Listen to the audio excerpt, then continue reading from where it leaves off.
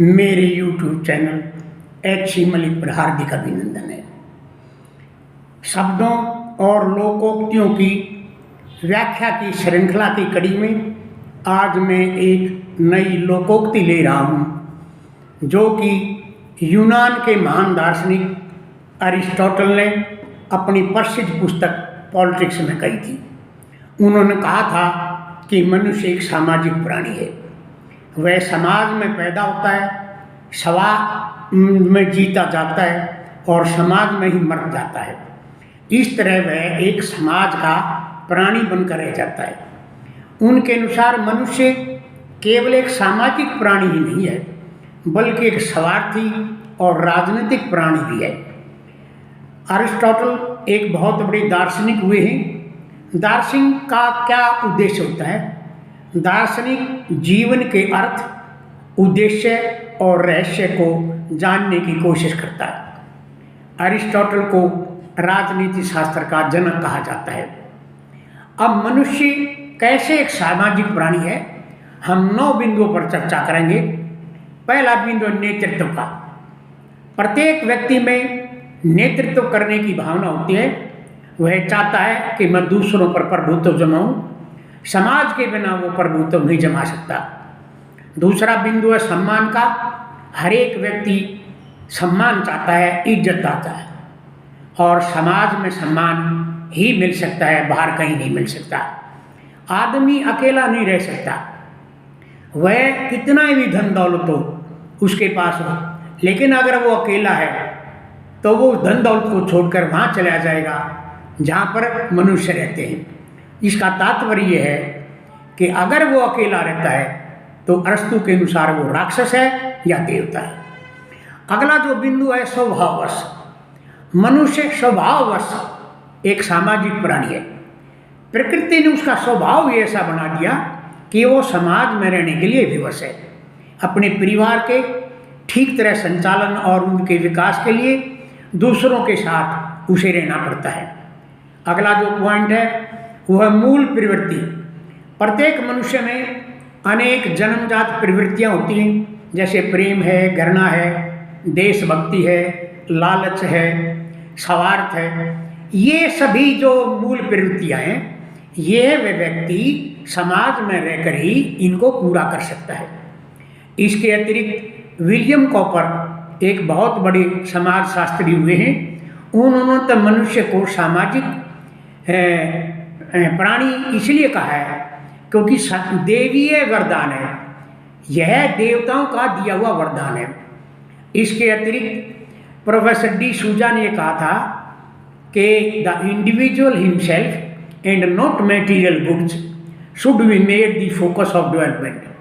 कहने का तात्पर्य यह है कि मनुष्य का विकास होना चाहिए।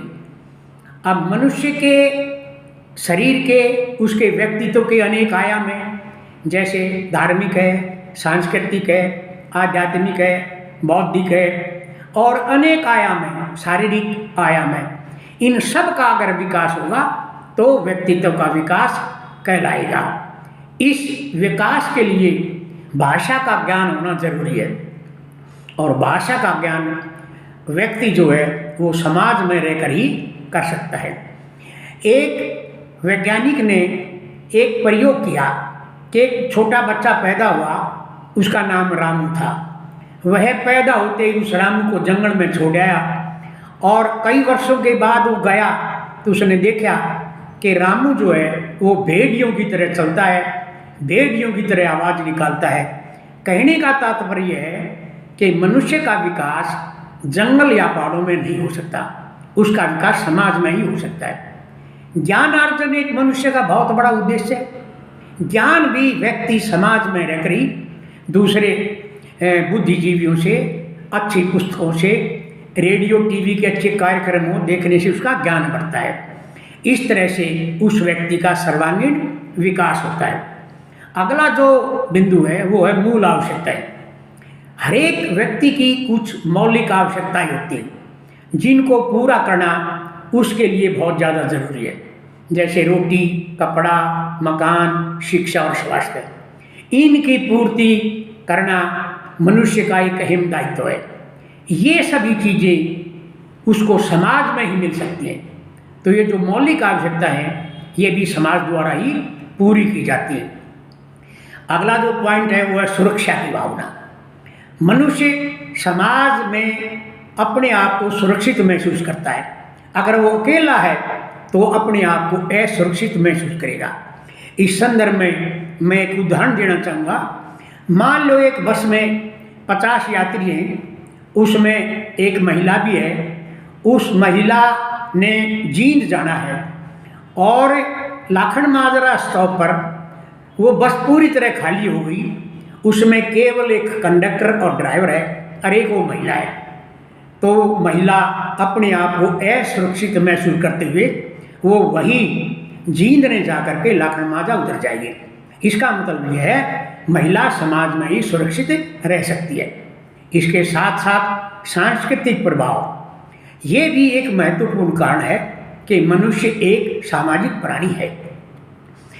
इसके दुष्प्रभाव है, जब हम सोशल डिस्टेंसिंग रखते हैं, मनुष्यों से दूर रहते हैं, अलग रहते हैं, तो इसके समाज पर बहुत बुरे प्रभाव पड़ते हैं। जैसे परिवार टूट रहे हैं, परिवारों में रिश्ते टूट रहे हैं और माँ बाप और वृद्धों को, बुजुर्गों को वृद्धाश्रम में जीवन यापन करना पड़ रहा है। संयुक्त परिवार की बजाय एकल परिवार आजकल चल रहे हैं। अतः यह समय और परिस्थितियों की मांग है कि हम एक दूसरे के साथ मिलने के अवसरों का लाभ उठाएं। जैसे तीज त्यौहार है, जन्म मरण है, बच्चे का जन्मदिन है, या कोई राजनीतिक या राष्ट्रीय या अंतर्राष्ट्रीय त्यौहार है, तो हम एक दूसरे से मिलें ताकि हम समाज में एक दूसरे के दुख तकलीफ को सहन कर सकें। इससे समाज आपस में जुड़ेगा और प्रेम बनेगा और समाज में शांति और वृद्धि के अवसर प्रशस्त होंगे। ये मेरा वीडियो था। अगर आपको ये अच्छा लगा तो इसको शेयर कर देना, और अच्छा नहीं लगा हो तो टिप्पणी भेज देना। और आपसे अनुरोध है कि इस चैनल को सब्सक्राइब जरूर कर देना। धन्यवाद। Thank you very much.